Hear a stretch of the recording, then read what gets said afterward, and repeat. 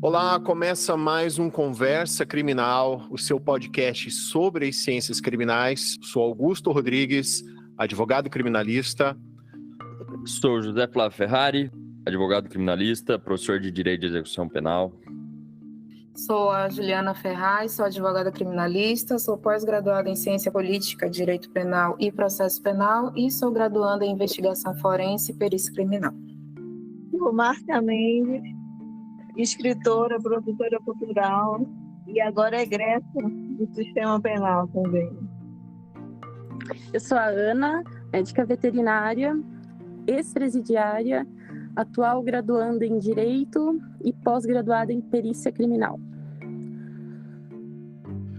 Hoje viemos aqui com essas duas convidadas nesse episódio 2 sobre as mulheres no cárcere e elas vão compartilhar com nós um pouco das suas vivências dentro do sistema carcerário.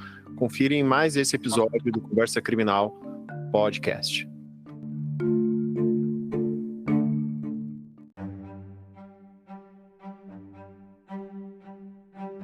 Então hoje viemos aqui em razão da repercussão do primeiro episódio sobre mulheres do cárcere, fizemos aqui um episódio 2 sobre mulheres do cárcere, contando aqui com a presença da Márcia e com os demais colegas, né, o José Flávio e a Juliana. Juliana, no outro episódio, você havia até exposto aqui para os nossos ouvintes as regras de Bangkok, né, que são essas normas internacionais, das quais o Brasil é signatário, e que elas estipulam regras mínimas, né, relacionadas às mulheres encarceradas, correto?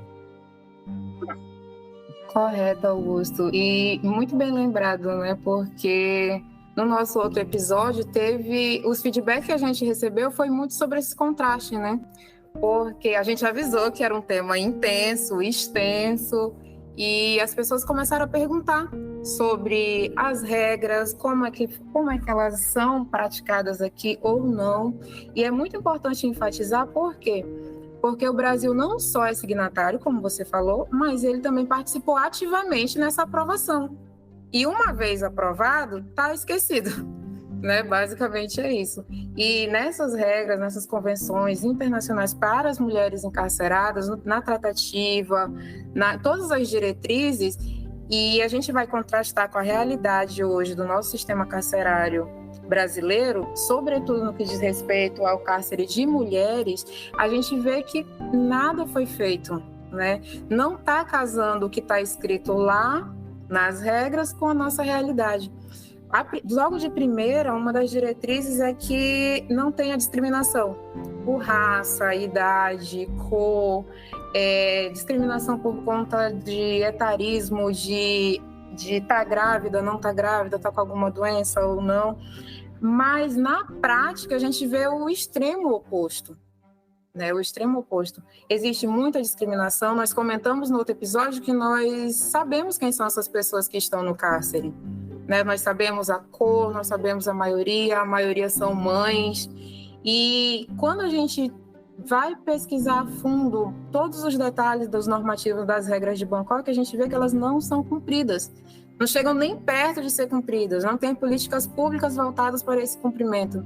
Até a gente conversando da outra vez, eu mencionei que uma das regras é que o registro dessas mulheres seja feito da maneira adequada, correta, que sejam passados os normativos dessas prisões, da prisão, do cárcere em si, que isso seja passado de uma maneira didática, seja explicado como é essa nova realidade para as mulheres, que elas tenham acesso a itens de higiene individualizados, tenham acesso à saúde básica, a exames de preventivo, a assistência médica especializada, ao cuidado com o psicológico dessas mulheres. Então, assim, o normativo de Bangkok, ele é bem detalhado até. né? A gente até deixou de dica, fica aqui o incentivo também, quem quiser ir ler, né? Já está traduzido no site do CNJ, que ele é muito específico para tratar sobre alguns assuntos, que tenha assistência jurídica, que as mulheres saibam para onde estão sendo levadas, para onde foram os seus filhos, né? Que é uma das grandes preocupações da mulher que está encarcerada. Como é que vai ficar essa criança? Porque o pai que está preso tem aquele expediente de saber que o filho está com a mãe, né? Mas a mãe, quando ela está custodiada, essa é uma das grandes preocupações, né? Essa adoção à revelia, meus filhos estão sendo maltratados, estão com parentes, estão com conselho tutelar, estão com amigos, estão comendo, como é que está sendo, né? A gente tem que aprender, a gente como sociedade, tá? Temos que aprender a cruzar os dados que nós temos de uma maneira inteligente para chegar, para fechar um raciocínio, né? Só no ano de 2022, mais de 100 mil crianças foram registradas sem o nome do pai, né? E as pesquisas mais recentes mostram que, no geral, 48% das famílias brasileiras são chefiadas por mulheres. E quando a gente vai afunilar mais essa pesquisa e pesquisa lá no Ministério da Cidadania sobre as famílias que são beneficiárias de Auxílio Brasil, que hoje já é Bolsa Família de novo, esse número de famílias chefiadas por mulheres que recebem esse auxílio é mais de 80% chefiada por mulheres. Então, tratar esses assuntos, questionar, ir lá buscar nas regras de Bangkok como era para ser, pelo menos, e comparar com a nossa realidade é fundamental. Porque o que é que nós estamos fazendo com essas mulheres, quem são essas mulheres e como elas estão sendo tratadas é de fundamental importância a gente entender nesse momento. Acho que a Juliana acabou trazendo muitas informações que de fato acontecem, né? Mas o que de fato chama mais atenção é a falta de observância pelo Estado brasileiro das normas das normas internacionais, dos tratados internacionais, do tratado que inclusive o Brasil participou ativamente da sua produção. Então, uma coisa é você pregar, outra coisa é você de fato aplicar isso para toda a população carcerária, sobretudo que nós estamos falando aqui, feminina. Um tema que me espanta muito é a atenção devida na questão da saúde dentro do cárcere, que deveria ser dada e acompanhada por médicos o tempo todo dentro desse sistema prisional feminino. E essas regras que ocupam grande parte desse tratado internacional, das regras de Bangkok, eles não têm aplicabilidade no Brasil. Quantas vezes você vai numa unidade prisional que de fato tem médico apto e de forma suficiente para tratar todas as pessoas que estão presas naquela unidade? Raríssimo, raríssimo, raríssimo, tá? Inclusive por conta desse motivo existem várias interdições Brasil afora aí de unidades prisionais e complexos médicos que não tem médico suficiente para tutelar, cuidar dessas pessoas privadas de liberdade. Um segundo fator que chama muita atenção é a demora do Estado brasileiro, inclusive, aderir ao afastamento do uso de algemas às mulheres grávidas durante o trabalho de parto. Isso está previsto nas regras de Bangkok, mas já é uma prática grotesca desde muito antes disso. E o Brasil, depois de muito tempo, inclusive, passou a não só ratificar, mas trazer na legislação infraconstitucional essa vedação de algemar mulheres durante o trabalho de parto. O que a gente até tinha comentado no outro episódio, né? Uma situação assim que a gente está naquela linha tênue entre civilização e barbárie, né? Numa situação de uma mulher que está em trabalho de parto ter que decidir se ela deve realizar esse trabalho de parto algemada ou não, né? A gente mencionou tantas questões, né, no outro episódio, né? O que a nossa Constituição veda, penas cruéis e situações a partir da pesquisa da Juliana, né, de mulheres lá nos estabelecimentos carcerários que ela pesquisou, que ela teve contato, de uma mulher que estava ali com alongamento nas unhas, daí não foi fornecido nenhum instrumento para que ela pudesse cortar, né, aquele alongamento das unhas. Ela teve que improvisar ali com uma pedra e acabou cortando todos os seus dedos, e demais outras situações completamente insalubres e que beiram a crueldade mesmo.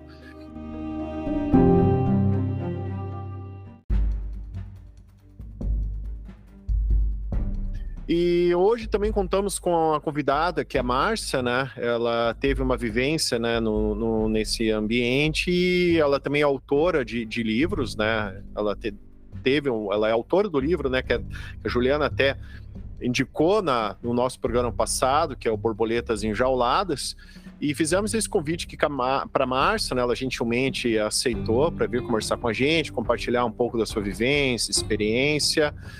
E agradeço mais uma vez, Márcia, por você ter aceitado vir aqui conversar com a gente. Márcia, você gostaria de relatar para os nossos ouvintes como foi essa vivência, como foi esse ambiente, essa experiência? Fique bem à vontade para você compartilhar, tá? Obrigada, Augusto. Então, eu fico ouvindo vocês falando de acesso à saúde, a direitos, coisa que não existe, né? Quando tu é jogado numa cela, parece que deixou de ser humano. E as políticas do presídio é a pior possível em relação a tudo. Alimentação, saúde, enfim, é uma coisa que as pessoas... Parece que a gente foi jogado para morrer, assim, sabe? Num ambiente mais adverso possível. E aí tu tem que lutar pela tua vida a cada segundo, assim. Parece estado de guerra, de presídio. Tem um abandono do Estado, né? Que as unidades são... Pelo menos é que eu fiquei aqui no Pará.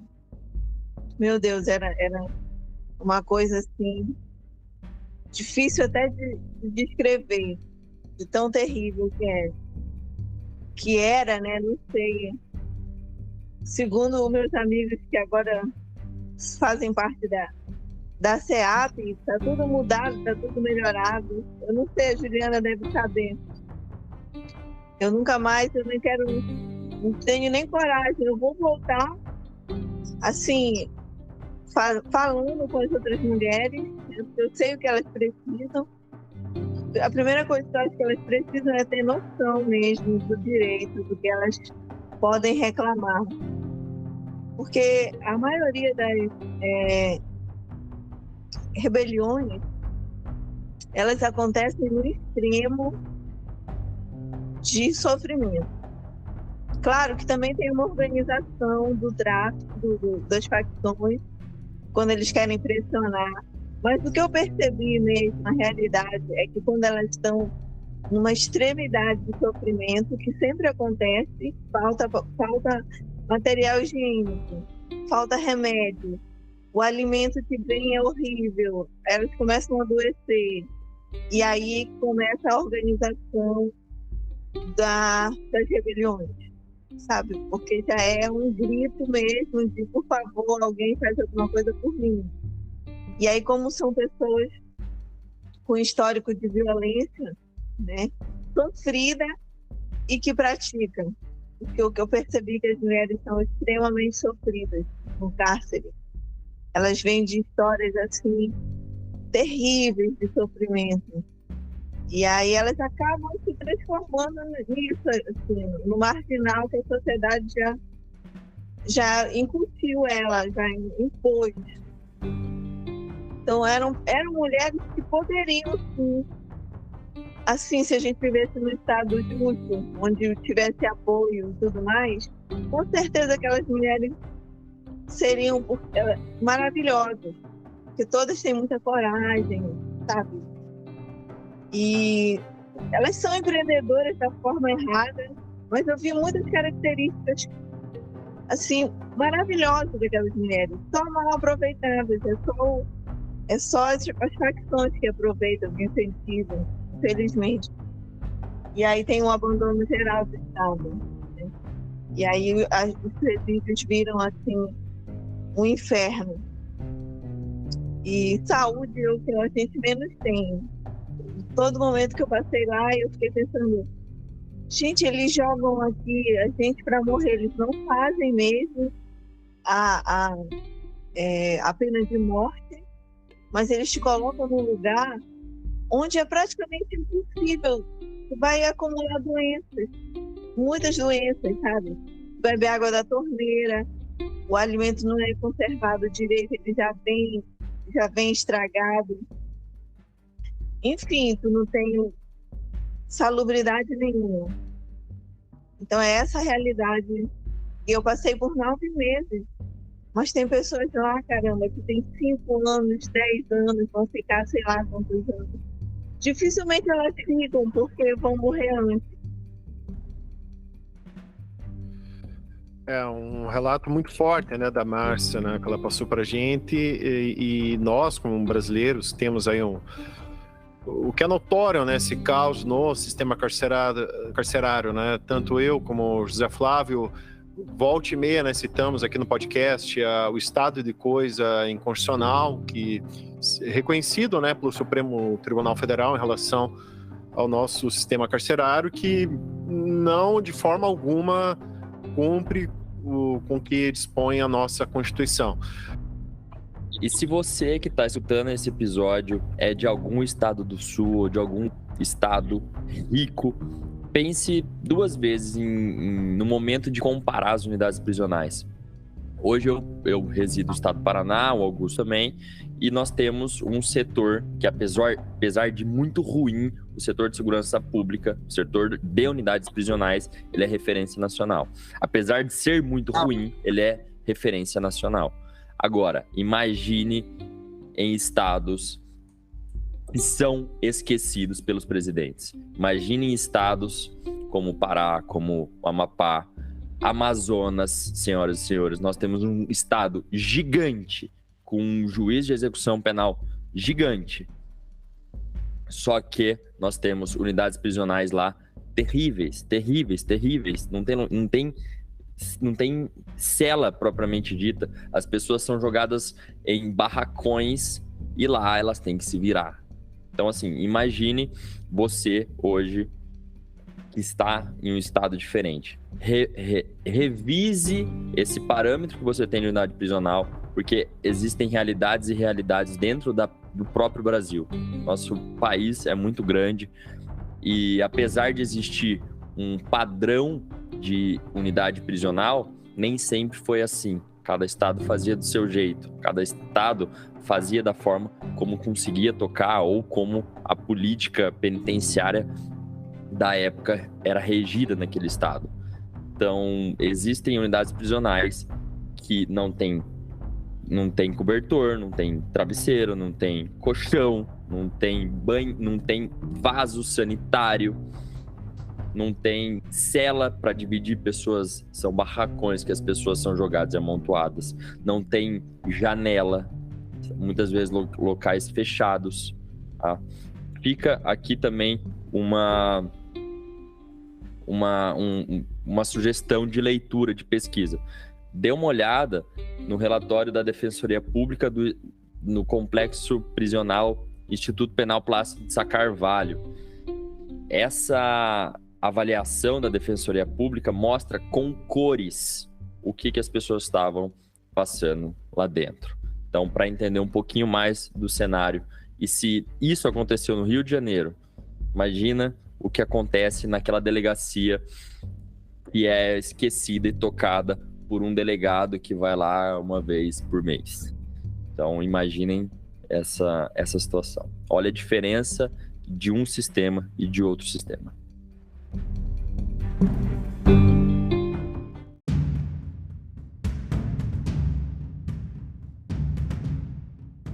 Lembrando, né, a Márcia, ela reside, né, no estado do Pará, ela teve ali passou esse período no sistema, no estado do Pará, e a Ana também teve essa experiência no sistema, mas no estado de São Paulo, correto, Ana?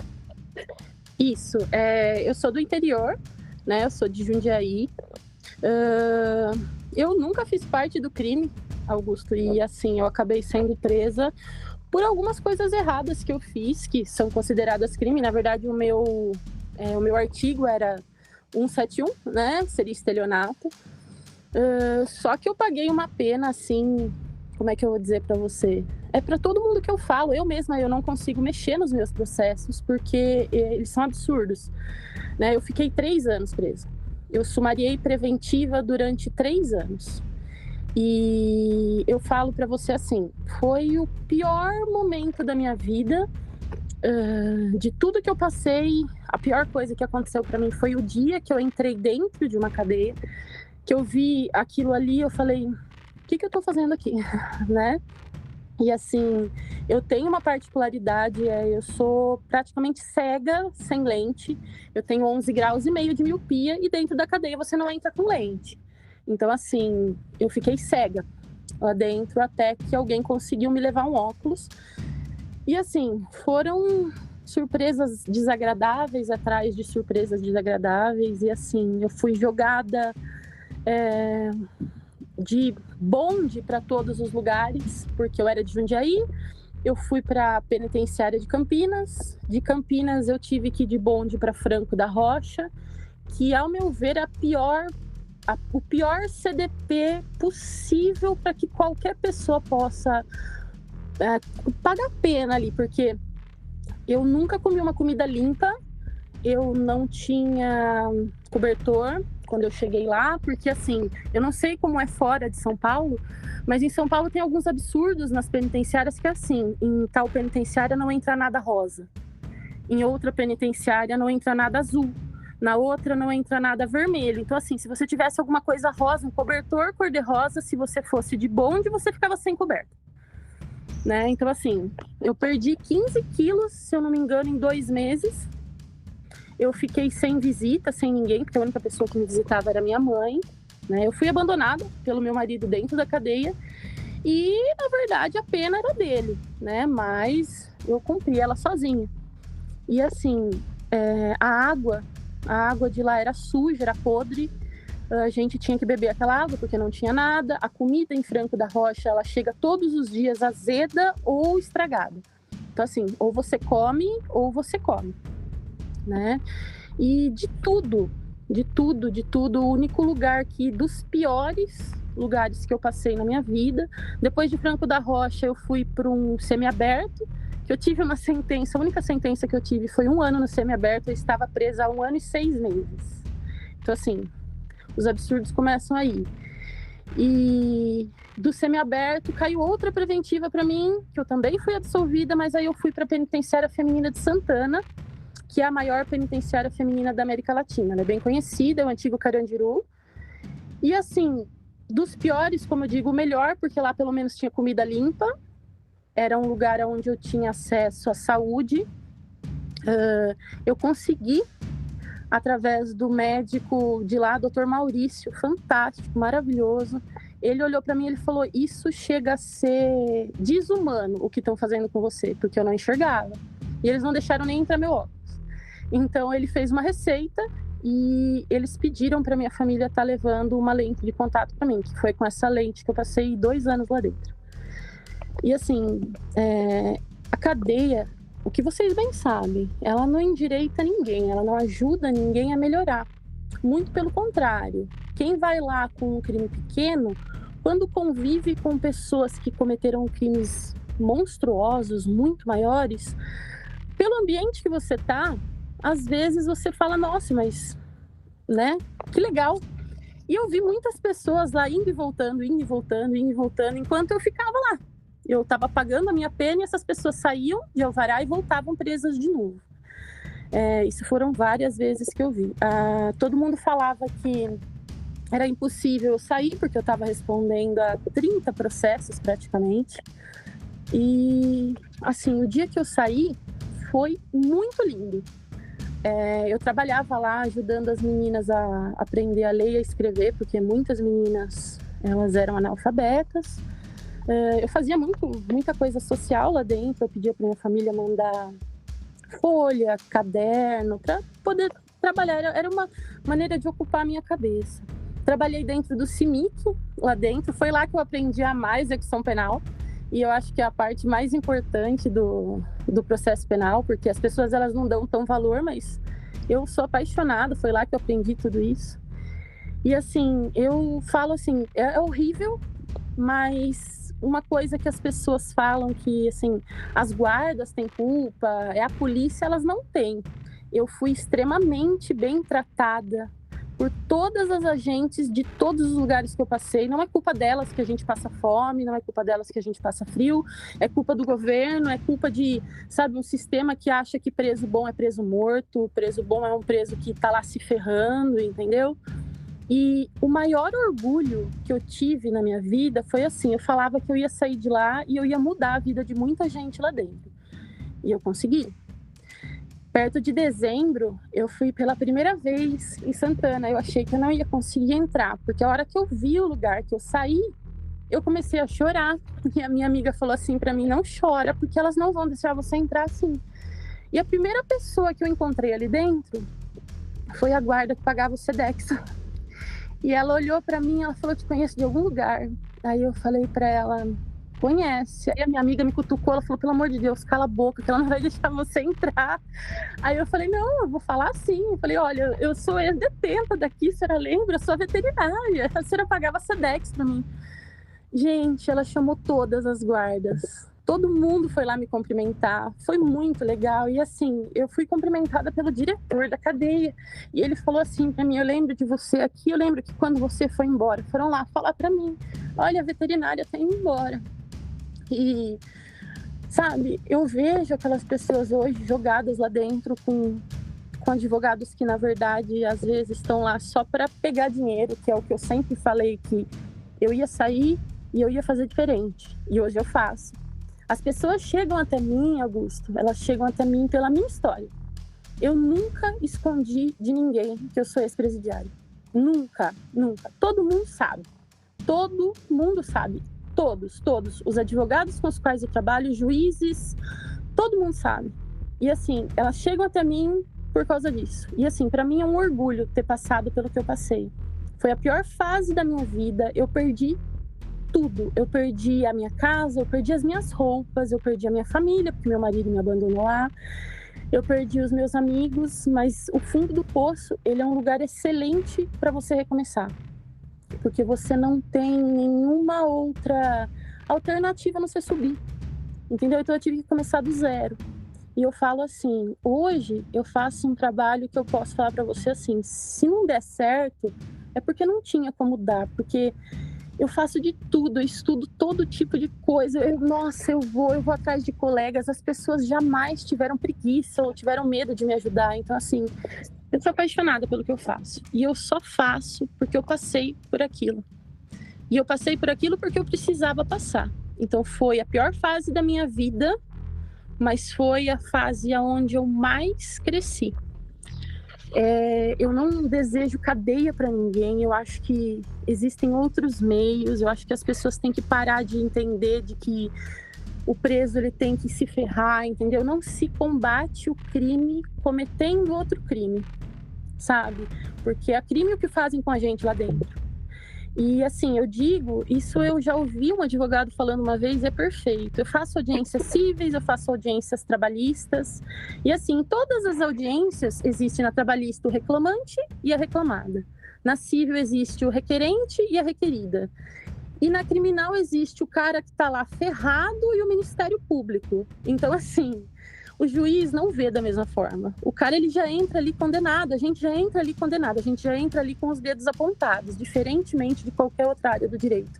Então, é muito importante dar mais atenção a essa área, as pessoas estudarem mais uma maneira de ajudar, sabe, de punir também, porque, de verdade, não funciona. Cadeia não funciona, gente. Dar um contexto para os nossos ouvintes, Ana. Após esse teu período no sistema carcerário, você estudou direito, hoje você atua na área jurídica, isso, só para dar esse contexto, que até você disse que voltou lá, né? As pessoas sim. Essa semana eu também fui atrás de uma pessoa que veio atrás de mim. A gente está atendendo clientes de fora daqui da cidade até, que vieram até mim através do Instagram mesmo, entendeu? Então, assim, eu não peguei a OAB ainda, né? Porque eu ainda estou em cumprimento de pena, mas eu trabalho com isso, com outros colegas, e assim, eles me chamam para fazer a parte criminal do escritório deles. São pessoas, assim, que são fantásticas e eu tenho muito amor pelo que eu faço. Então, assim, de verdade, é de dentro, é pelo que eu passei mesmo. E, assim, eu já estudava direito e eu passei pelo cárcere na pior fase possível, eu passei pela pandemia. Então, assim, além de ser ruim, eu não tinha visita, não tinha contato com ninguém de fora e eu achava que estava todo mundo morrendo. O dia eu saí de lá, eu fui atravessar a rua, eu quase fui atropelada pelo único carro que tinha passando, porque não tinha ninguém na rua. Eu achei que realmente estava muito pior do que estavam falando na TV. E assim, eu saí em 2021, né? Então eu acabei tudo que eu tinha que acabar, eu fiz todas as audiências que eu tinha que fazer. E assim, agora é cumprir o que eu tenho que cumprir. Eu estou em regime aberto, né? Eu assino carteirinha ainda e isso vai levar um tempo, né? Mas, enfim, estou aí trabalhando com o que eu gosto, estou ajudando quem precisa de ajuda. Meus colegas que são advogados, eu sou assim, grata demais a eles. Eles me ajudam demais, eles são pessoas queridas que sempre me deram a mão. Professores da faculdade, todos sabem da minha história, da minha situação, sempre me ajudaram. E os juízes que me sentenciaram um dia, hoje eles me veem totalmente de outra forma. Então, assim, eu participo de audiências criminais e eu nunca tive problema com isso.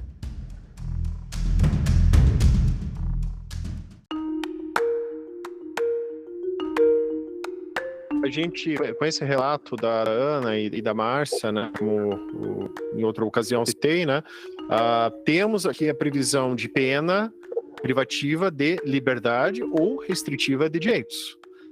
Mas, na prática, vemos que a pena ela não é somente privativa de liberdade ou restritiva de direitos. Você tem ali uma pena que é privativa de dignidade, privativa de humanidade, porque está numa situação em que o Estado não priva esse apenado só da liberdade dele, priva de todas essas qualidades que o ser humano, né, todo ser humano deveria poder usufruir, né, que é ter uma vida digna, ter uma alimentação adequada, ter assistência à saúde. E você está numa situação que o Estado acaba sendo criminoso, né? Como a Ana muito bem falou, não se combate o crime cometendo o crime. E o Estado que repetidamente descumpre o que consta. Eu fiz um parto dentro da cadeia. Você quer relatar essa história, Ana? Então, foi em Franco da Rocha, era à noite. E a menina estava grávida, eu estava num pavilhão de grávidas, porque eu era primária, então as primárias ficam nos pavilhões anteriores, né? E as meninas que são ou de facções ou são de alguns crimes mais graves, elas ficam nos pavilhões de trás. E eu estava no pavilhão das grávidas, até por ser da área da saúde, né? Não tem enfermeira, não tem nada na cadeia, então eu ajudava. Eu era setor da saúde, aqui a gente chama de setor, a parte que fica ajudando dentro da penitenciária, né? Enfim. E essa menina estava com dor, ela estava com 8 meses, ela estava com dor, ela chamou a guarda à noite, a gente salvou a guarda e a guarda falou assim, mas você não está aqui na nossa lista para estar sendo removida, né? Porque quando a mulher está grávida aqui, ela é removida para a PFC, que é a cadeia onde ficam as grávidas, né? Elas têm o neném, aí elas podem entregar o neném, ou elas podem ficar 6 meses com ele lá e depois elas entregam para a família ou para um abrigo. E essa menina falou, não, eu tô com muita dor. Aí a guarda falou, tá bom, eu vou te dar um Buscopan. E aí, beleza, ela deu o Buscopan pra menina e a menina continuou com dor. Deu, acho que umas 2 horas da manhã, mais ou menos, a menina tava com muita dor. E a gente chamou a guarda de novo, e ela falou assim, eu nunca vou esquecer isso, ela falou assim, você tá com frescura. E grávida também vai pro castigo, então não pensa que você vai ficar com frescura aqui dentro e você vai ficar na cela ou você vai ficar na enfermaria tomando banho quente, porque eu não sei como é em outros lugares, mas aqui em São Paulo a gente toma banho frio, né? Isso daí era em julho ou agosto, é muito frio mesmo. E a menina falou, pelo amor de Deus, senhora, eu tô com muita dor. E ela falou, você tá com frescura. Pegou, fechou e foi embora. E essa menina começou a ter contração e assim, o que a gente ia fazer? Ia falar pra ela segura? E tinha um monte de gente lá dentro que já tinha tido um monte de filho, eu não tenho filho, então assim, as meninas falaram, faz força e deixa nascer. E ela teve um neném dentro da cadeia, dentro da cela 1, eu tava na cela 1, tinham 23 meninas ali, todas fazendo oração, tentando ajudar, e o neném dela nasceu ali, enorme, muito grande o menino. E aí a criança começou a chorar, todo mundo começou a gritar de todas as celas, porque é um absurdo o que aconteceu ali. E aí a guarda foi ali, ela falou, nossa, mas nasceu, mas ela queria o quê? Né? Ia nascer, entendeu? De uma vez ou outra ia nascer. E aí chamaram a viatura, tudo, porque pelo que eu sei, pelo que a guarda falou pra mim depois, elas explicaram pra gente que elas só podem tirar uma presa de dentro dali com escolta da SAP. Só que assim, a SAP, se eu não me engano, ela fica atrás de Santana, eu estava em Franco da Rocha, então ia demorar 1 hora para chegar. Bom, enfim, a criança podia ter morrido, ela podia ter morrido. E essa criança está super saudável, ela foi visitar a gente depois de um tempo, ela ficou com a família dela e ela levava para visitar a gente e depois ela foi embora também. Mas assim, é um dos absurdos que acontecia lá dentro. Que acontecia não, né? Que acontecem. Já passei também por situação de meninas tendo convulsão, assim, de uma forma que eu nunca vi aqui fora. Assim, da pessoa fritar no chão e não ter o que a gente fazer. Entendeu? O máximo que dava para fazer é segurar a cabeça dela e tentar fazer com que ela não mordesse a língua, porque não tinha medicação. Não existe medicação dentro da cadeia, né? Eu não sei se para as meninas que passaram por isso em outros estados foi assim também, mas eu não tinha medicação nenhuma para tomar. E eu não tinha o que oferecer para as meninas também, mesmo sendo da área da saúde, eu que ajudava nisso, não tinha. Não existe medicação dentro da cadeia. Então é assim, é o cúmulo, né? Eu sinto muito, Ana, por ter ouvido esses relatos. Não tenho palavra para descrever. A gente lê isso, escuta de outras pessoas, mas ver que você vivenciou e está passando isso pra gente não tenho palavras, tá, para descrever o sentimento de repulsa pelo Estado, por todo esse sistema que eu tenho hoje. E você falou, inclusive, que a policial penal falou, não, grávida vai pro presídio, vai pro isolamento também, vai responder sanção disciplinar. Vai pro castigo, foi dessa forma. E a própria regra de Bangkok, que quando a gente estava falando aqui no começo da nossa conversa, tem na regra 22 o seguinte trecho: não se aplicarão sanções de isolamento ou segregação disciplinar a mulheres gestantes, nem a mulheres com filhos ou filhas em período de amamentação. O que isso quer dizer? Esse período, acredito, tenha sido 2019, 20, 21, né? No período que você passou Sim. reclusa. E essa regra de Bangkok já estava valendo há muito tempo. Olha o fato a gente sabia que grávida não podia ir para o castigo, entendeu? Só que assim, você saber e você não ir são coisas totalmente diferentes. Com certeza. Né? Uma coisa é realmente aquilo que a gente estava falando, a norma posta é aquilo que de fato é aplicado. Sim. Inclusive também tem alguns relatos assim que eu posso falar para você. Eu não passei por isso, mas o GIR, vocês devem saber o que é o GIR, o Grupo de Intervenção Rápida, que foi criado depois que aconteceu o massacre do Carandiru, isso e aquilo.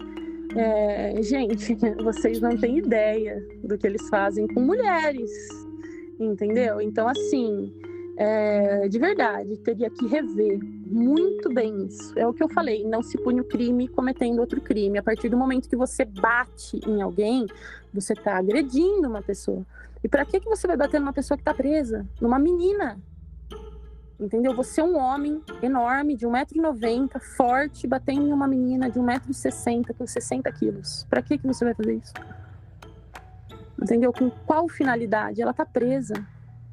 Sabe? Descaracteriza a gente totalmente, sabe? Porque todo mundo veste bege, branco. Eu nunca vi um espelho na minha vida. O dia que eu vi um espelho foi no fórum. Eu não me reconheci, porque eu estava totalmente diferente. Então, assim, tudo lá dentro é feito para descaracterizar a gente, sabe?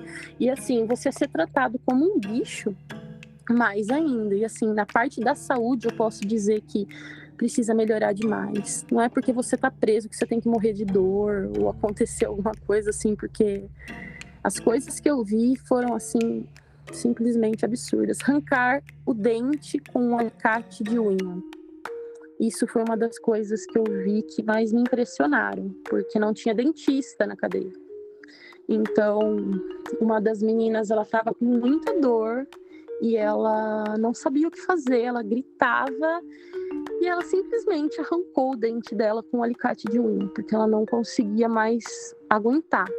Tinha tanto sangue na cela dela e tinha tanta... Nossa, assim... Nossa, é ruim até de lembrar, mas foi a única maneira dela chamar a atenção das senhoras e conseguir um atendimento médico, porque, enfim, eu não me imagino no lugar dela, mas na hora, assim, eu chorava com tudo que acontecia, porque, assim, eu sempre fui chorona e tudo isso que acontecia pra mim me matava cada dia mais e isso é inaceitável, gente, de verdade.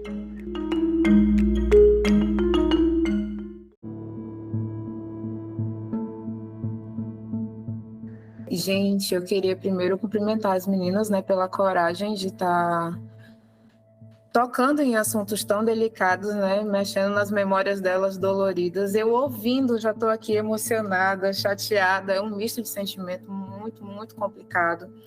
E saber que isso é realidade, a Márcia falando, né, não sei como tá lá, quando eu saí não voltei. Mana, tá do mesmo jeito ou pior, né? Essas realidades são invisíveis, infelizmente. O professor Flávio falou há pouco sobre os recortes regionais. Já me aconteceu de atender pessoas que estavam cumprindo condicional no Sul, em Santa Catarina, e vieram para cá, foram pegas aqui, né? Foram presas aqui. E o choque de realidade, mesmo elas sabendo... conhecendo como era o sistema penitenciário do Sul, é ruim, não sei o que tal, mas chegar aqui é pior, né? Eu lembro de me perguntarem, e como é para recarregar o cartão, não sei o que, para a gente comprar as coisas? Não tem isso. Que dia que a família pode vir passar o domingo? Não tem. Porque eu vou mandar uma carta, não sei para onde? Não pode, né? Essas características assim regionais que a nossa realidade consegue ser a pior do que a média, infelizmente. Então, ouvir as meninas falando tão corajosamente, tocar em assuntos que são difíceis de ouvir, é difícil de entender, e quanto mais de vivenciar, é de uma coragem absurda, e eu queria cumprimentá-las por isso. Obrigada. Mas existe uma dor que eu falo para vocês todos, e para quem quiser ouvir, que é muito maior do que o frio, do que a fome. Eu passei muita fome lá, passei muito frio, eu fui presa numa época muito ruim, né? Que é a dor do abandono. Essa dor, eu falo para você que é a maior do mundo, porque você tá lá dentro, você não recebe uma carta, você só tem notícias ruins e a única coisa que você ouve dos agentes penitenciários você vai ficar muito tempo aqui. Então, assim, você perdeu toda a sua família, você perdeu os seus amigos, você perdeu... No meu caso, eu era casada há 20 anos, eu casei muito nova, eu casei com 14, e eu fui abandonada lá dentro. Quer dizer, ele fez um acordo comigo, ele entrou com o pé e eu com a bunda. Então, assim, foi né? E ele me deixou lá dentro, simplesmente sem notícia nenhuma. E, assim... Para mim, foi a coisa mais dolorosa da minha vida, porque eu fui abandonada pela pessoa que eu estava há 20 anos e presa no lugar dele. Então, assim, foi muito complicado. Só que isso me fez forte, né? Hoje eu agradeço por ter passado por tudo isso, mas eu falo que de todas as dores que eu passei, e eu falo que todas as mulheres lá também passam por isso, porque em cadeias masculinas a gente sabe muito bem que as filas elas ultrapassam o quarteirão, né? É pai, é mãe visitando, são as esposas, os filhos. Cadeia feminina tem tipo 20 pessoas lá fora. Então, assim, a mulher ela é mal vista até quando ela tá presa no lugar do marido, né? Porque muitas mulheres estão ali por esse motivo. E os homens não, né? As mulheres continuam lá visitando. O cara tá preso 20 anos, ele vai receber 20 anos de visita. A mulher tá presa 1 ano, ela recebe visita os 3 primeiros meses e depois o cara não vem mais. Né? Então, assim, isso eu falo em nome de todas as meninas que ficaram presas lá. Isso é uma coisa que a gente vê e é a maior dor que a gente pode sentir, que é a dor do abandono. Né? E, assim, eu lamento muito, né? Mas, enfim...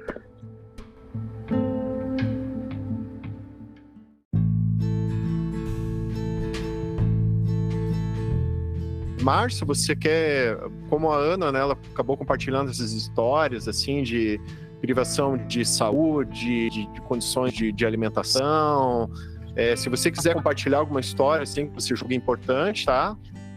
Então, as meninas, as que tinham doenças, né, e essas doenças gravíssimas, como essa aí que estava com hanseníase, ela tinha muitas dores, porque a hanseníase parece que causa dores nas articulações, sabe? E ninguém queria estar próximo dela, ela já estava sofrendo com as dores e aí ninguém queria chegar próximo para não pegar, enfim, uma ignorância geral também. O sofrimento dela era enorme, sabe? Porque não tinha, os remédios eles não vinham. E aí os dias que não vinha, ela estava lá sofrendo. E é incrível como no cárcere tu vai aprendendo a superar as dores, assim, sabe? Porque é tanta dor que se tu fica nesse estágio de autopiedade, tu não vai sobreviver. Eu vi aquela garota lá sofrendo muito, eu pensei, não, eu tenho que fazer alguma coisa por ela, sabe? E aí toda vez que vinha a enfermeira, eu conversava com a enfermeira, porque elas são muito, como é que eu posso te falar? Não tem quase nada elas não sabem formular mesmo um pedido, sabe? E aquelas mulheres também, elas, mesmo que a gente formulasse vários pedidos, elas nos ignoravam, assim. Mas eu não, falei, não, eu tenho que ajudar essa garota. Eu também não aguentava mais a noite ela gemendo de dor, assim, sabe? Teve um momento que parecia que a dor dela era a minha também, assim. Eu achava incrível como as outras mulheres conseguiam dormir tranquila. E eu não conseguia, eu só ia dormir depois que, na madrugada, quando eu percebia que ela dormia exausta. De tanta dor, ela dormia exausta. E aí eu acabava dormindo também, depois que ela parava de gemer. De dor. Eu fui mesmo lá, porque todo momento eu tive, no presídio eu vi que eu tive um tratamento diferenciado, né? Não sei, porque eu cobrava, eu falava, eu acho que é por isso que é importante essa oficina de direito que eu quero dar lá, porque se a gente sabe o que a gente tem de direito, a gente não vai simplesmente aceitar sem argumentar, sem cobrar. E aí eu acabei indo lá com a diretora do presídio e falei para ela que a menina estava lá sofrendo. E aí conseguiram, né, um remédio constante, porque era só a questão do remédio mesmo. Teve uma outra que as enfermeiras do presídio, elas são uma coisa assim, meu Deus, monstruosas. Pelo menos aqui do CRF, né? As enfermeiras, elas nos odiavam, sabe? E elas queriam que a gente sofresse mesmo. Então, eu acho que, mesmo que tivesse remédio, elas gostavam de brincar com a nossa dor, assim. Eu ouvi elas falando, não, elas merecem, elas têm que sofrer. Né? Já tinha muito sofrimento, mas a gente tinha que sofrer mesmo, porque a gente estava lá para sofrer, parece. E era, né? Então, tinha uma enfermeira lá, que parece que uma das mulheres que estavam lá tinha matado o irmão dela. Então, essa mulher era terrível com todas nós, assim. Que ela tinha o envolvimento pessoal, né? Então, ela jamais conseguiria ser uma profissional isenta.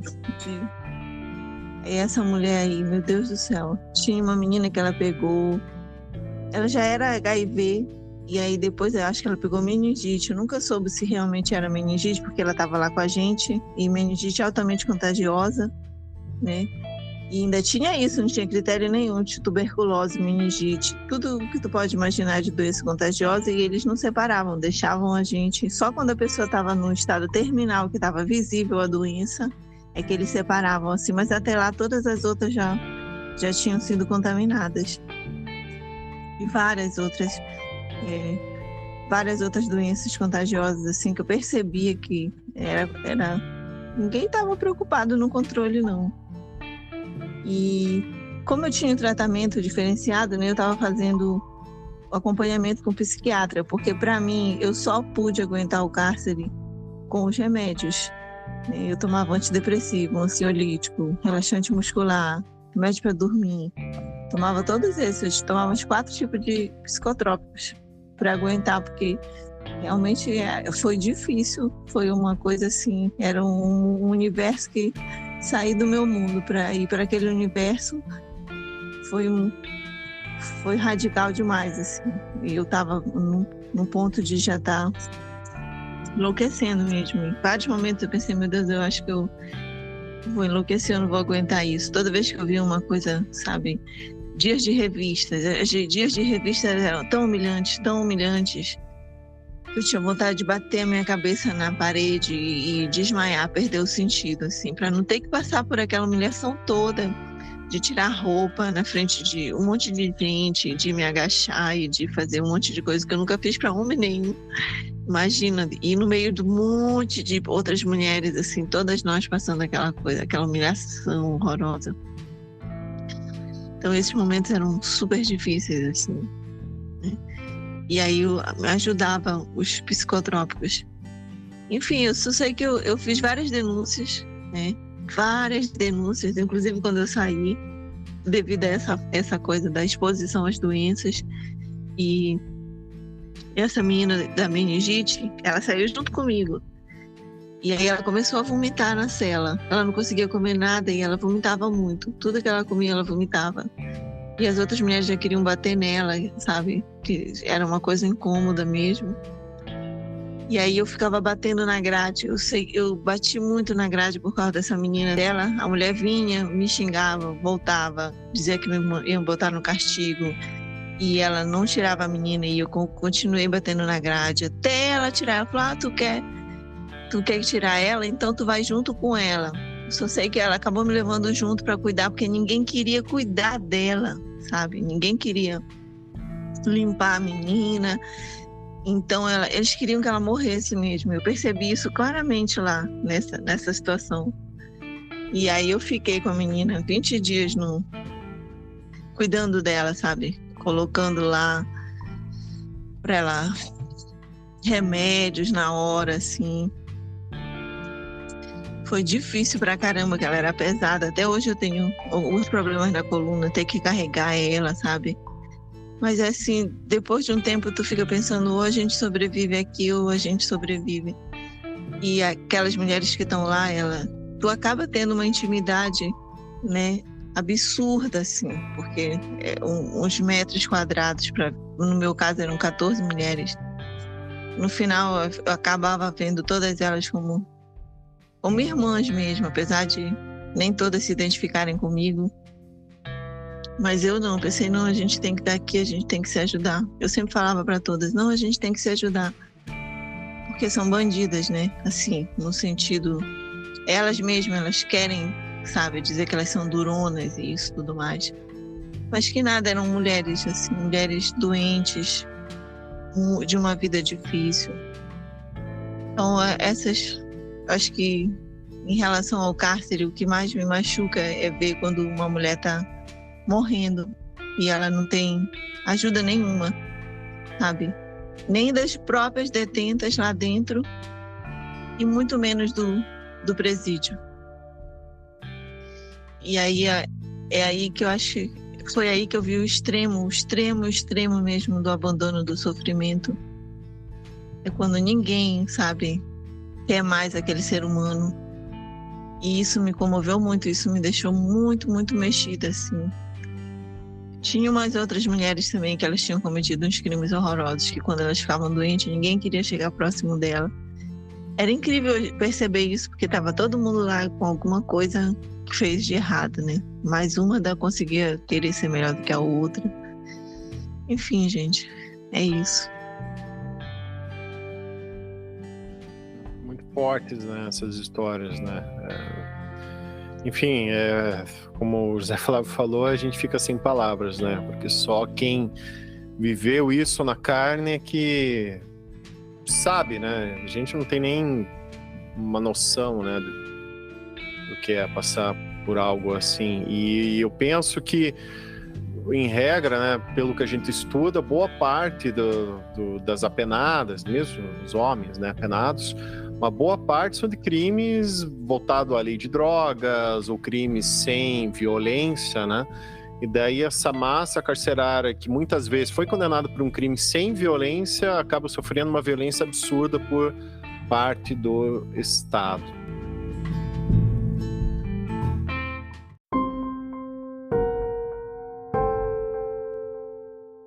Quanto a Márcia falou sobre os psicotrópicos, né? Eu nunca tomei muito remédio, né, na rua, né, que nem a gente fala, mas lá eu precisava tomar, porque eu sofria crises de ansiedade muito grande. E assim, a Márcia vai entender o que eu vou falar, porque assim, os dias lá dentro, eles parecem anos, né? Então assim, eles não passam. Né? Se você não está trabalhando, se você não está estudando, eu não tinha como estudar lá dentro, porque eu tinha 2 faculdades e, tipo assim, não tinha nada que eu pudesse fazer. Eu podia fazer aula de mandá-las, essas coisas, então assim, eu trabalhava, né? Então eu trabalhei em empresas que eu levantava, tipo, 6 horas da manhã, fazia contagem 5h30, inclusive até hoje, todo dia 5h30 eu acordo, porque é a hora da contagem. Infelizmente, eu adquiri esse hábito e eu trabalhava até 4 horas da tarde para ganhar um salário horrível de R$400, mas assim, enfim, eu precisava tomar medicação para dormir. E quando eu saí para a rua, eu falei, eu não vou tomar mais nada. E não pode, né? Você tem que fazer o desmame, que é chamado quando você faz o uso de psicotrópico. E eu tomava uma quantidade absurda lá dentro. Eu tomava 3 comprimidos de 10 miligramas de diazepam por dia. Isso é muita coisa. E eu saí, meu alvará foi numa sexta-feira. Eu peguei o ônibus de Santana para Jundiaí e eu cheguei em casa. Para mim estava tudo bem, eu estava numa felicidade que assim, eu não sei nem explicar. Só que no sábado, a hora que eu acordei, eu não conseguia pegar um garfo na minha mão, porque eu tremia tanto, e a minha respiração era uma coisa que eu não conseguia controlar, eu não conseguia piscar direito, porque era a falta do remédio. E assim, foi muito difícil para acostumar. Eu passei mais de 5 dias com uma tremedeira muito grande, com uma abstinência muito grande, eu não conseguia comer direito, não conseguia beber água direito. Só que eu pus na minha cabeça que eu não ia colocar ele na boca de novo. E eu não coloquei. Foi errado, foi totalmente errado. Mas assim, se é uma coisa que todo mundo usa dentro da cadeia, eu creio que na cadeia masculina também, pelo que eu falo com vários clientes nossos, é psicotrópico. Porque ninguém consegue sobreviver ao inferno que é lá dentro sem dormir. E a única maneira da gente dormir é se dopando, né? Infelizmente, é a única maneira. E assim, é o que a Márcia falou, eu passei por uma fase dentro da cadeia que foi a pandemia da Covid, né? Então assim, gente, o que morreu de gente ali dentro e falavam pra gente, não, foi embora de alvará. Só que foi com o alvará no pé, né? Porque é impossível a pessoa lá e, tipo, quantas pessoas tiveram alvará? A pessoa ia para o atendimento médico, começava a tossir, ia para um atendimento médico e não voltava mais. Não, teve alvará no hospital. Para, né, gente? Para, né? Eu fiquei sabendo de várias pessoas que estavam em outras cadeias também que morreram. O tratamento contra a Covid dentro da cadeia era mais precário ainda do que o que aqui fora vocês estavam tendo, porque eu, quando cheguei na penitenciária de Santana, a gente estava na época da pandemia, eu fiquei 15 dias no castigo praticamente, que era o isolamento, porque eu não podia ter contato com ninguém, e se eu tossisse, eu tinha que fazer exame, e eu ficava mais 15 dias, então assim, foi péssimo. Mas as agentes, todas ajudavam, assim, é o que eu falei, a Márcia falou que as agentes às vezes tratavam ela mal, tudo, Quanto a isso, eu não posso reclamar quanto ao meu tratamento. Eu nunca tive um tratamento ruim por parte delas.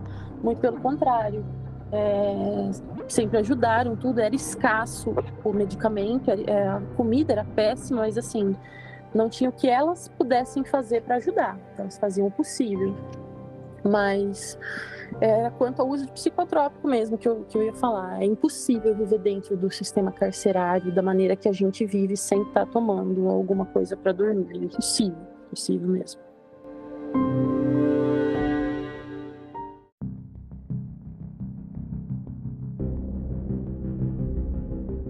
Depois que foi ao ar o outro episódio, eu recebi alguns feedbacks de pessoas perguntando sobre a pesquisa, sobre os desafios da pesquisa, e esse segundo episódio responde bem, né, o relato das meninas, porque é um assunto difícil, é um assunto muito profundo. E toda vez que a gente se posiciona ou fala algo que envolva a violação de direitos humanos, nós somos atacados. Isso na nossa comunidade, às vezes até mesmo entre os nossos próprios colegas e nas redes sociais, enfim. Então isso é um desafio, sim. Um outro desafio é que nós estamos trazendo um tema em que o público desconhece. Tratar sobre as mulheres no cárcere, como a Ana falou há pouco, né? É como se elas não sofressem ou estivessem tão invisíveis que as pessoas nem se dão ao trabalho de questionar como elas estão, se estão cumprindo, se estão tendo alguma privação. As pessoas simplesmente não se importam. Então isso é um desafio muito grande, porque a maioria das pessoas que criticam muitas das vezes nem sabe o que é, ou nunca nem estiveram nem presente, nem em função de um cárcere. E se sentem no direito de comentar, de criticar qualquer política que seja, por mínima que seja.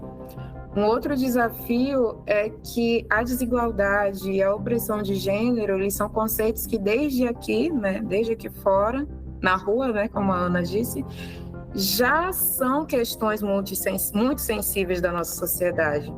Então, tratar eles desde aqui fora, para entender como isso é reproduzido lá dentro de uma maneira muito mais agressiva, também é um desafio.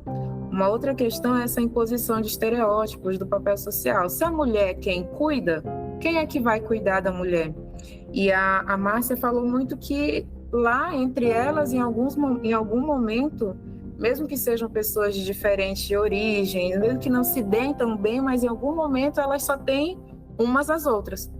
Uma tentando cuidar da outra, mesmo que de maneira precária, uma tentando falar pela outra. Então, observar essas coisas são um desafio. Agora, uma outra questão que, para mim, na questão da pesquisa foi muito marcante, é que essa invisibilidade, ela não é coincidência, ela é um projeto. Você vai pesquisar alguns dados, eles estão escassos. Os sites do próprio governo, onde é para estar alimentado ali de uma maneira atual, às vezes não está, né? Não condiz exatamente com a realidade. Existe uma negligência ali de dados e vai passando. Uma outra questão é a burocracia, para não dizer que eles estão dificultando, né? Dificultando a pesquisa. Para te dar um exemplo, eu atendi algumas vezes em parceria com a Pastoral Carcerária. E eram denúncias de violação de direitos humanos, comida azeda, falta de remédio, castigo físico, tudo isso. Quando chegou lá, e isso faz um pouco de sentido porque a direção do presídio, as pessoas que estão acima não querem que isso seja exposto, né, de uma maneira muito escancarada. E me aconteceu que a gente, ao fazer a entrevista, em tentar conversar com algumas, a própria Casa Penal já tinha direcionado aquelas custodiadas que a gente ia poder ter acesso. Então, vem 10 aqui e conversa com o pessoal. E a gente conversou, tal, e falaram algumas coisas, mas nada de muito grave. E nesse dia, eu só percebi em casa que tinham colocado um bilhete dentro da minha agenda. Um bilhete dentro da minha agenda dizendo que a própria direção da Casa Penal tinha selecionado algumas das custodiadas que tinham algum tipo de privilégio e chamaram elas para falar com a gente.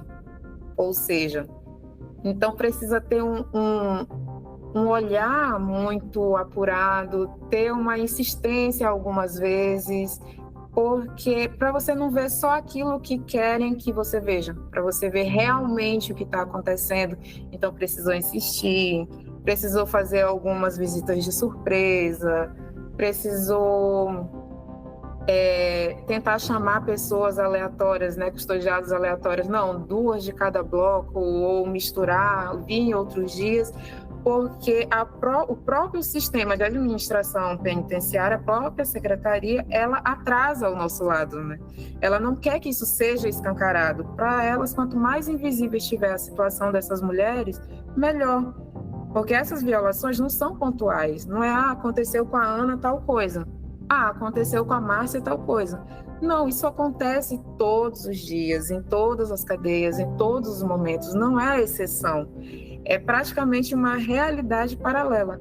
E um outro desafio é um desafio pessoal, porque muitas das vezes eu estava de frente com pessoas, com mulheres da minha faixa etária, ou parecidas comigo, ou de uma origem parecida. Então, isso é como coloca a gente num loop que é desesperador, né?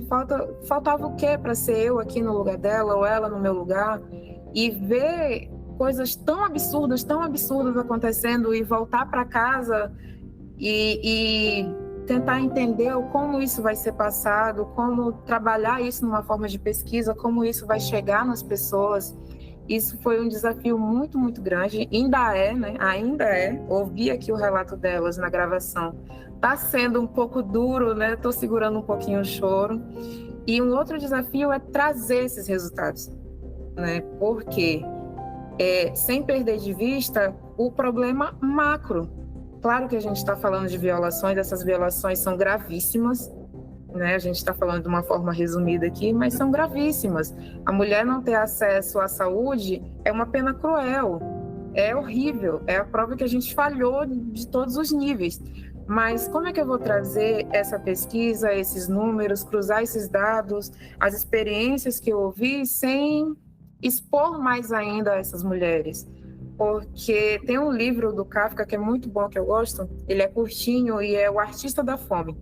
É uma crítica sobre usar as violações, a fome, ou qualquer coisa que seja, como um espetáculo. Não é um espetáculo. As pessoas estão sofrendo hoje, agora, enquanto eu estou falando, a gente está falando aqui, essas mulheres estão sofrendo fome, frio. Na minha região não tem lençol. Nós passamos pelo que a gente chama de inverno amazônico. Então, a gente aqui na rua fica sempre resfriado, não sei o quê. Imagina lá dentro. Os casos de pneumonia são altíssimos. A população carcerária não está totalmente vacinada contra a Covid, por exemplo, que é algo que é fácil aqui fora, mas lá dentro não é.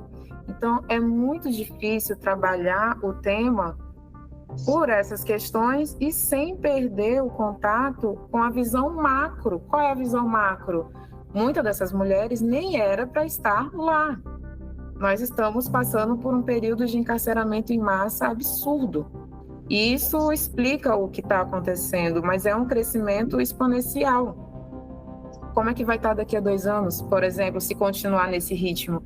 E isso não é debatido, isso não é tratado como prioridade pelo governo, pela política. E muitas das vezes essas prisões têm esse cunho, né? Mostrar que estão combatendo o crime de alguma forma, mas não estão, né? Está direcionado para um certo público e quando chega lá elas ficam esquecidas, infelizmente. Só complementando essa fala da Juliana, né, a respeito do sistema, né, que cresce dessa forma exponencial e novamente cito, muito relacionado à lei de drogas. Em situações em que você tem ali a pessoa com uma certa quantidade de entorpecente, como cannabis, e é enquadrada ali como um traficante, daí a gente, no artigo 33, né, situações que poderia ser enquadrado no artigo 28, ou uma hipótese que poderia ser também aplicado ali o parágrafo 4º do artigo 33, que é o chamado tráfico privilegiado, e tribunais que não aplicam essa redução de pena. que o parágrafo 4º prevê. Até eu deixo aqui também um convite para os nossos ouvintes. Publicamos o episódio 27 sobre política de drogas. Convidamos 2 professores especialistas no assunto e foi debatida essa questão, por que existe essa guerra às drogas? E a conclusão que chegamos lá, por esse estudo, né, que não há uma guerra às drogas, o objetivo não é guerra às drogas, o objetivo é guerra às pessoas, de você criminalizar determinados grupos sociais e você utiliza essa política de combate, guerra às drogas, para encarcerar essas pessoas, porque sabemos, numa sociedade, vários indivíduos fazem uso dessas substâncias, mas a seletividade penal, e também deixo convite para ouvir o nosso episódio sobre seletividade. A nossa seletividade penal, ela procura determinada categoria social, determinada cor para adentrar o sistema carcerário.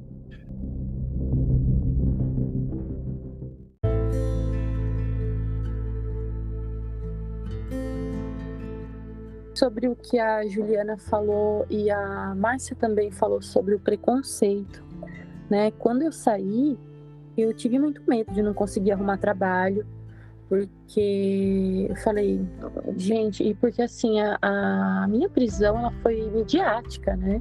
Eu fui escrachada de uma forma horrível, mas enfim, e o que acontece? A hora que eu saí, eu falei, eu não vou conseguir trabalho de jeito nenhum. A primeira coisa que eu fiz foi me matricular na faculdade de Direito de novo. E eu tinha total certeza, assim, eu sabia que eu não ia conseguir pagar, porque eu não tinha R$1, eu não tinha trabalho, a minha família estava passando por dificuldade. E assim, eu só fui lá e paguei a matrícula. Eu falei, de algum jeito eu vou conseguir. E tem uma frase que eu falo para vocês, assim, que é uma frase da minha vida. Se você consegue sonhar, você pode fazer, entendeu? E eu falava, eu vou acabar e eu vou conseguir ajudar muita gente a não passar pelo que eu passei. E hoje eu consigo. Então, assim, é o que eu falo. Eu falo abertamente para todos que eu sou ex-presidiária. Eu não me importo de forma alguma de explicar o que aconteceu, de contar, de mostrar. Olha aqui, tá vendo? Eu tô no Google, sabe? Eu não me importo. E esses dias, pela primeira vez, eu sofri um preconceito. Uma advogada foi me contratar para fazer um trabalho para ela. E ela acabou não me contratando, porque ela viu o meu nome e ela, não sei por qual motivo, ela jogou no Google e viu o que aconteceu comigo. E ela, além de não me contratar, ela pegou e falou para várias pessoas. Ela é ex-presidiária, isso que aquilo, não sei o quê. Mas a minha sorte é que eu faço um trabalho muito bem feito. E essas pessoas que ela falou são todas pessoas que me conhecem e que sabem da minha história. E assim, todos me defenderam. Então, assim, uma coisa que eu falo é, infelizmente, ex-presidiários sofrem preconceito. Eu acho que eu vou sofrer isso também várias vezes, não vai ser só essa vez. Mas a gente não pode esconder, porque é melhor as pessoas saberem pela gente o que aconteceu com a gente do que saberem pelos outros. Sabe, eu prefiro que as pessoas saibam por mim o que aconteceu comigo e que tudo mudou, que hoje em dia mudou tudo, sabe, do que saberem por uma mídia que não teve nada a ver. Entendeu? Eu tenho um projeto muito legal que eu vou até Franco da Rocha uma vez por mês, mais ou menos, e eu pego o nome de algumas meninas com as famílias lá fora, e eu e algumas pessoas, a gente olha os processos e a gente pede liberdade provisória, a gente faz a defesa, tudo sem cobrar. E as famílias, elas não acreditam que eu passei por aquele lugar, porque as pessoas estão lá, como você mesmo disse, Augusto, presas por tráfico.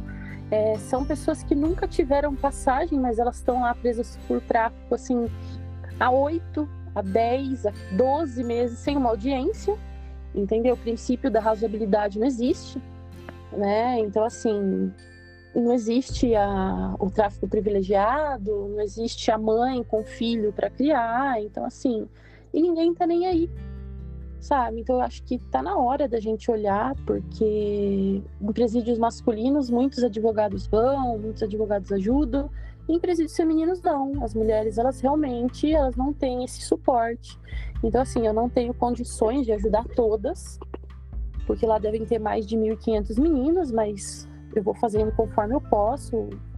O pessoal que trabalha comigo faz conforme pode, e assim, a gente vai tentando ajudar, mas existe sim esse preconceito, não é a primeira, não é a segunda vez que a gente vai passar por isso, mas enfim, acho que a gente tem que erguer a cabeça e mostrar que existe uma maneira de ressocializar, que o preso bom não é o preso morto, o bandido bom não é o bandido morto, é o bandido ressocializado, trabalhando e mostrando que existe sim uma segunda chance. Então, eu queria falar para ti, para Ana, né?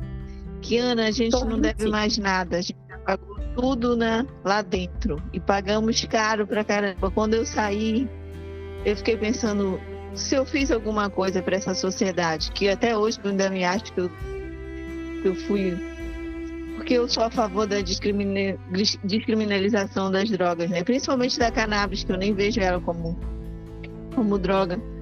Enfim, e eu fui pega com a cannabis que eu mesmo plantei, caramba. Então eu jamais poderia ter, pra mim, né, ser punida como traficante, porque aquilo era o meu uso. Enfim,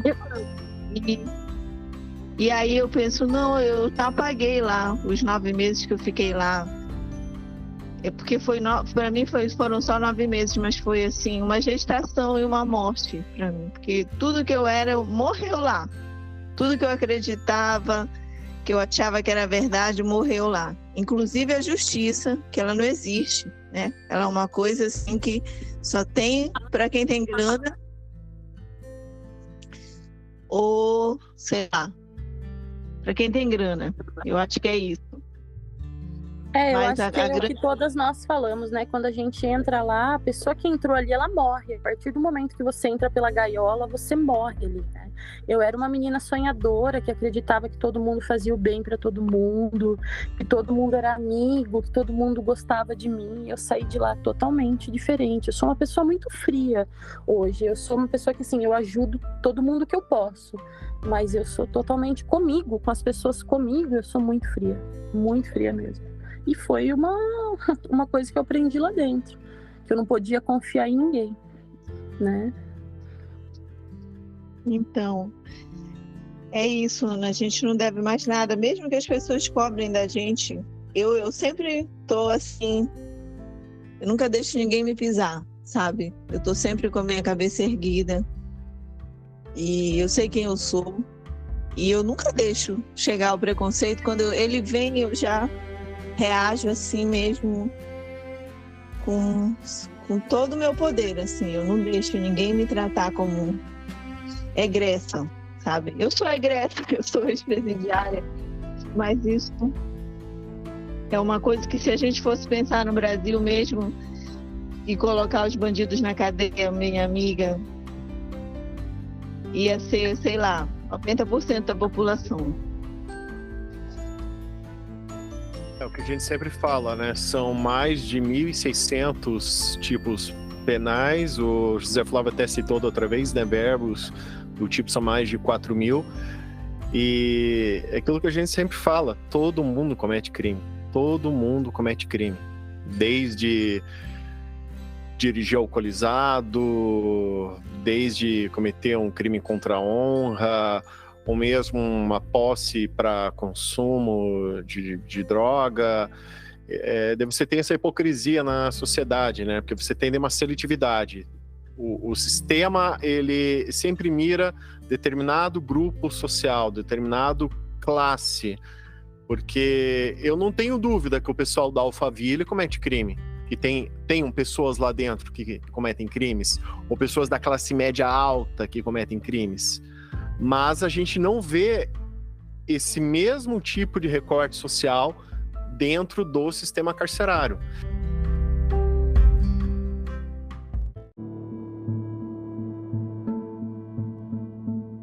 E até pergunta que eu gostaria de fazer para as convidadas, vocês que tiveram essa vivência, no geral, qual que é o perfil das pessoas que estão lá? muitas pessoas são analfabetas, são semi-analfabetas, elas conseguem completar o estudo dentro da cadeia. Eu acho isso muito legal, pelo menos conseguem remissão, né?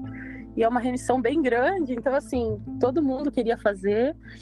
E, enfim, 99% da massa carcerária são pessoas muito humildes. E o que as pessoas aqui fora não entendem é que, assim, essa pessoa, ela teve uma criação que levou ela a não ter condições de estudar. E lá dentro, ela vai, por mais que ela estude, ela vai sair aqui fora e ela vai ser apontada também. Então, assim, a ressocialização, ela é muito difícil. E as pessoas precisam ajudar. Sabe, esses dias eu fui fazer uma audiência trabalhista para uma empresa de cosméticos e ela estava falando sobre mim, que ela tinha ouvido falar sobre mim, que eu era ex-presidiária e tudo. Eu falei, sim. Ela falou, a gente contrata uma porcentagem de funcionários de pessoas egressas do sistema penitenciário. E isso eu achei muito legal, sabe, dar essa oportunidade para as pessoas, entendeu? Para poderem trabalhar ali. Né? E assim, ganham bem, e são pessoas que depois elas são efetivadas, elas trabalham em cargos melhores e são ex-presidiários.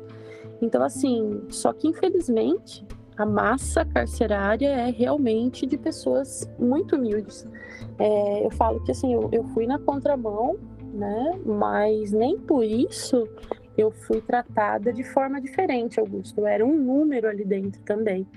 Então, assim, independente de ser de classe alta ou não, eu nunca fui de classe alta, minha família é humilde, mas como eu falei para você, eu teria a opção de ficar em cela especial, tudo.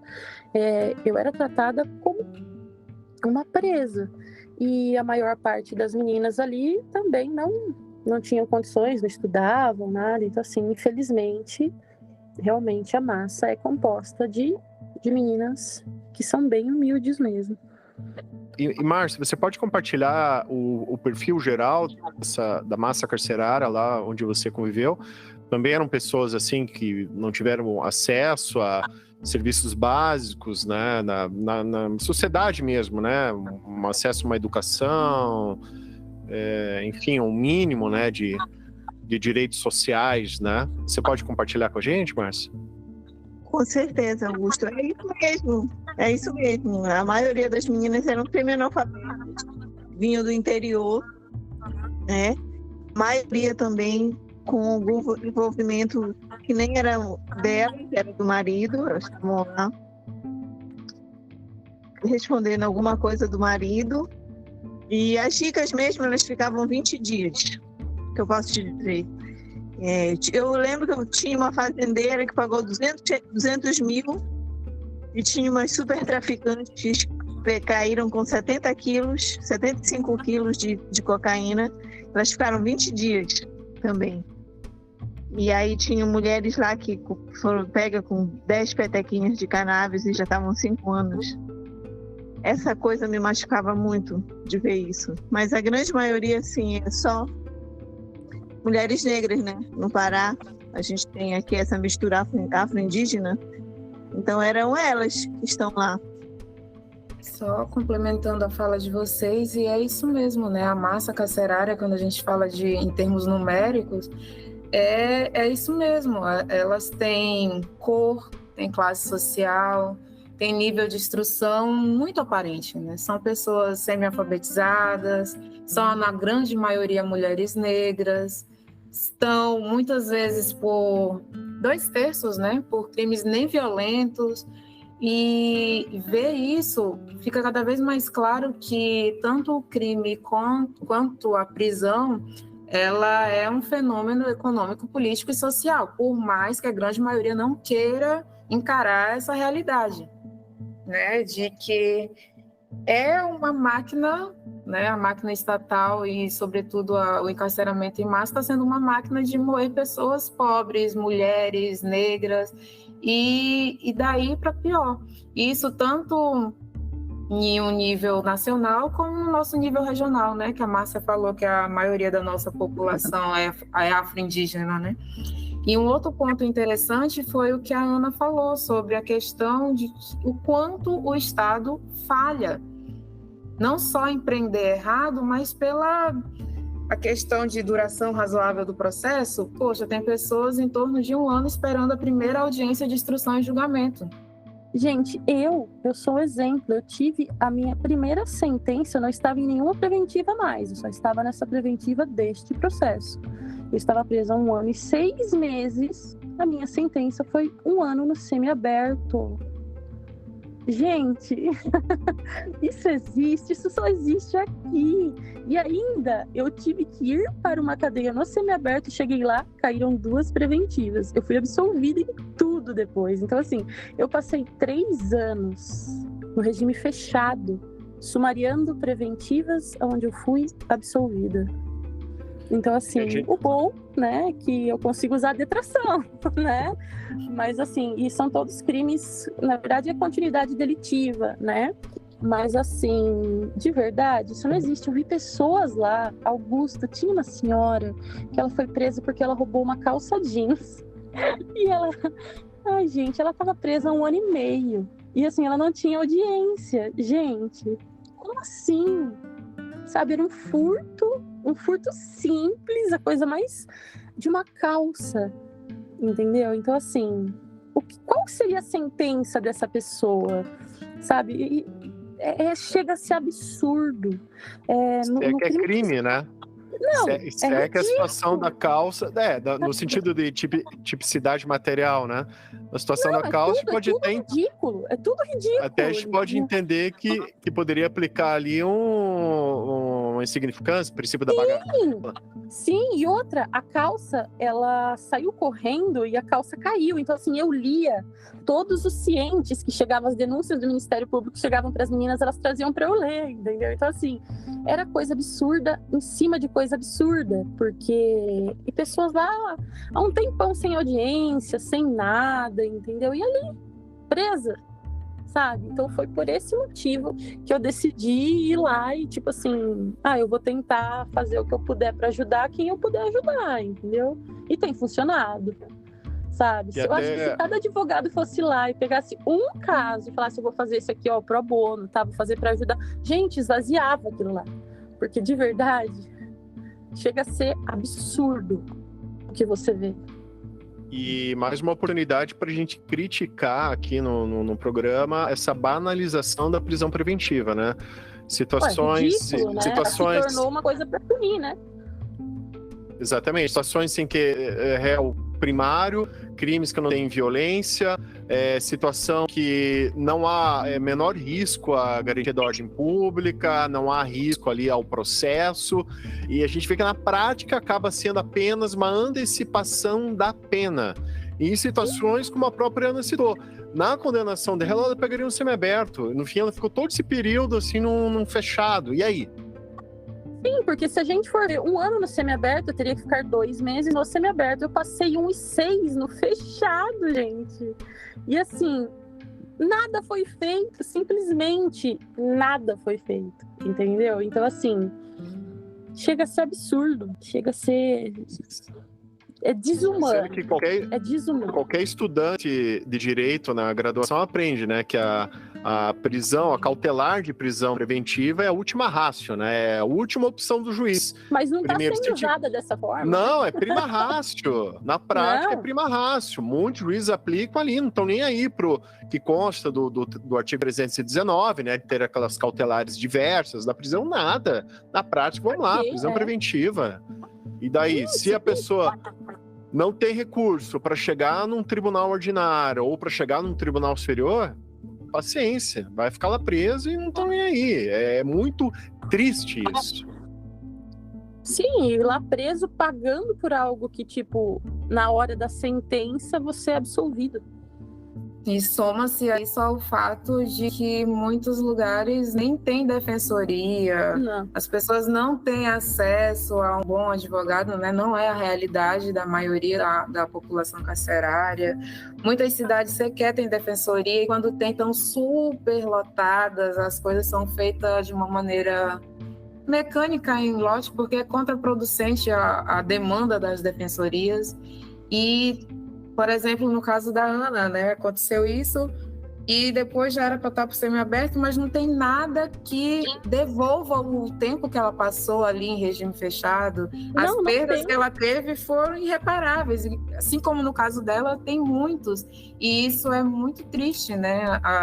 Você falou, Augusto, que qualquer estudante de direito logo no primeiro ano já sabe que é isso, é a última ratio e tal, mas logo também no primeiro ano você atuando, você vê que as coisas aqui fora, na prática, é feita de qualquer jeito, e isso é adoecedor.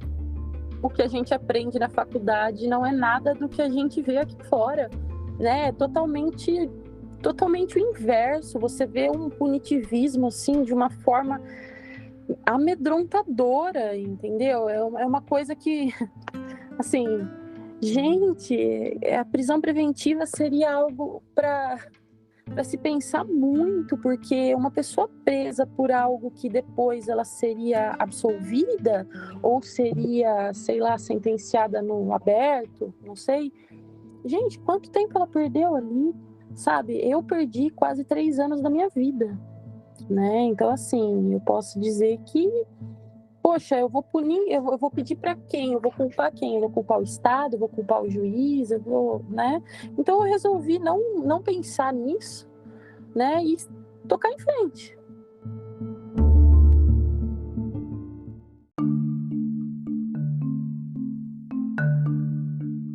Então, esse foi mais um episódio do Conversa Criminal Podcast. Eu quero agradecer mais uma vez a presença dos convidados, em especial a Márcia e a Ana, por compartilhar suas histórias, seus dramas pessoais e essas histórias que a gente não consegue ter contato nos livros, no estudo. É uma coisa assim que literalmente a pessoa sente na carne, né? Então, mais uma vez, muito obrigado por vocês terem aí separado um tempo de vocês e poder compartilhar essas histórias. Se vocês tiverem alguma indicação de algum livro, material, alguma dica de filme, série, rede social, por favor, a palavra está com vocês. Augusto, muito obrigado. Acho que agora, depois desse episódio e desses relatos tão vívidos, não tenho nenhuma indicação a não ser acompanhar o trabalho dessas mulheres maravilhosas que tiveram muita coragem, como a Juliana disse, de trazer suas histórias pessoais, de trazer suas vivências aqui, trazer alguns casos. Meu muito obrigado. Sinto muito por tudo que vocês passaram. Fico sem palavras, de verdade, assim, para expressar o que eu tô sentindo. É um misto de sentimentos positivos em relação a vocês, que conseguiram ressocializar ou reintegrar a sociedade, apesar do cárcere, não em função dele. Também mulheres verdadeiramente injustiçadas. E um ódio também em relação a esse Estado punitivista, moralista, falso moralista. Então, muito obrigado a vocês duas, Augusto, Juliana, muito obrigado. Eu tenho um livro fantástico que eu li ele várias vezes, do Augusto Cury. Na verdade, todos os livros dele são fantásticos. Eles são livros de autoajuda, mas assim, eles falam sobre as pessoas que ninguém é digno de um pódio sem usar suas derrotas para alcançá-lo. Então eu falo assim que tudo na vida tem um tempo, né? Tudo na vida ele é passageiro. E assim, quando a gente está lá dentro, ou quando a gente passa por alguns problemas, eu acho que é necessário a gente entender isso e dessa forma.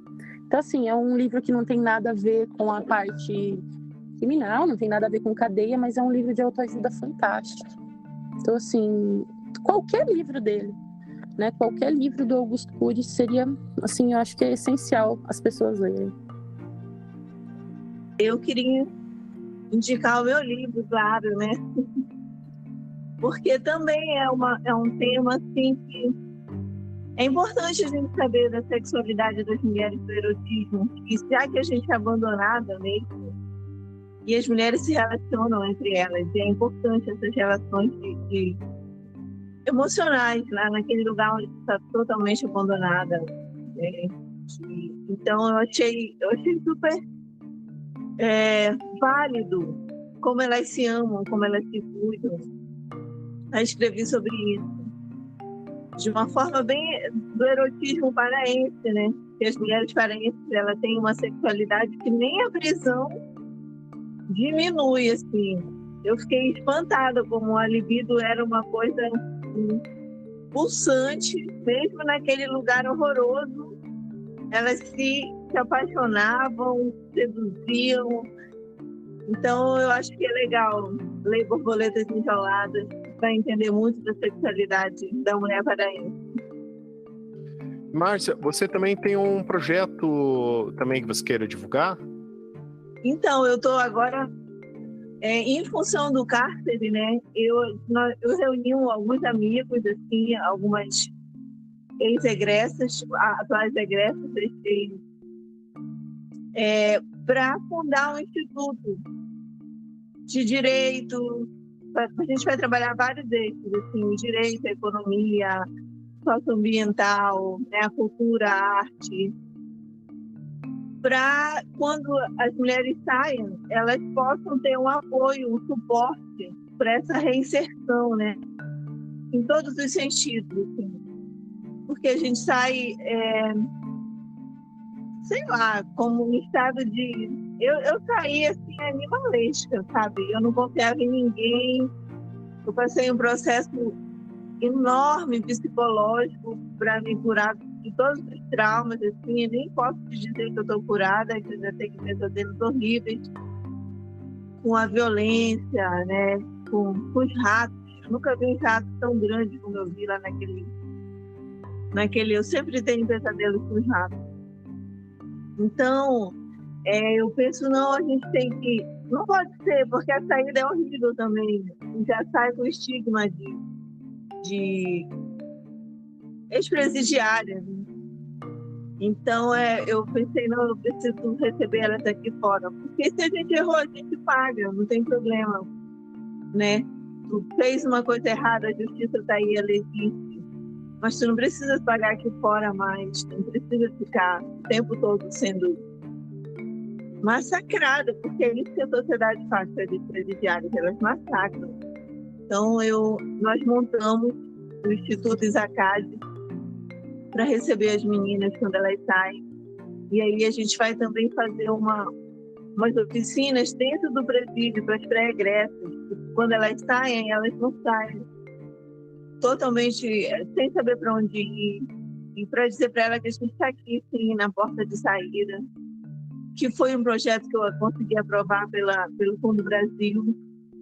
E aí a gente está nessa luta, fazendo esse instituto. Legal. E, Juliana, quer fazer alguma recomendação? Fica à vontade. Obrigada, tá, Augusto, pelo convite mais uma vez. É um prazer participar. Eu estou terminando esse episódio um pouco emocionada, mas eu separei umas indicações para fazer, sim. A primeira é de um livro chamado Entre as Leis da Ciência do Estado de Deus, que trata sobre o surgimento dos presídios femininos no Brasil. Ele é da Bruna Angotti. É um livro muito, muito bom sobre o tema. O outro é um livro Prisioneiras. Até o Augusto falou no grupo, a gente estava conversando, do Dr. Drauzio Varela. E da trilogia, ele é um desconhecido, né? Para ver. O primeiro, sobre o Carandiru, virou o filme, é um clássico do cinema. O segundo, que deu origem à série Carcereiros, uma série muito aclamada. E o terceiro, Prisioneiras, que fala sobre as mulheres no cárcere. Muita gente nem sabe que é do doutor, muita gente não conhecia. Enfim, fica a dica. E o terceiro é um evento. É o segundo congresso chamado Elas Existem, vai acontecer esse ano em Salvador, do dia 10 a 12 de maio. Eu estarei lá e vou deixar a dica para vocês seguirem o @ delas, né? Congresso Elas Existem, vai falar o que tem de mais moderno em questão de pesquisa sobre o tema das mulheres encarceradas. Não posso ir para Salvador, mas segue lá que vai ter publicação, vai ter live. Então, falei hoje com a organização do evento e eles vão tentar fazer uma parte híbrida. Então, quem puder dar esse apoio, será muito bem-vindo. Todas essas indicações vão constar na descrição desse episódio. Peço uma gentileza que você compartilhe esse episódio com um amigo ou com uma amiga que se interesse pelo assunto. E esse foi mais um Conversa Criminal Podcast. Muito obrigado a todos e um grande abraço.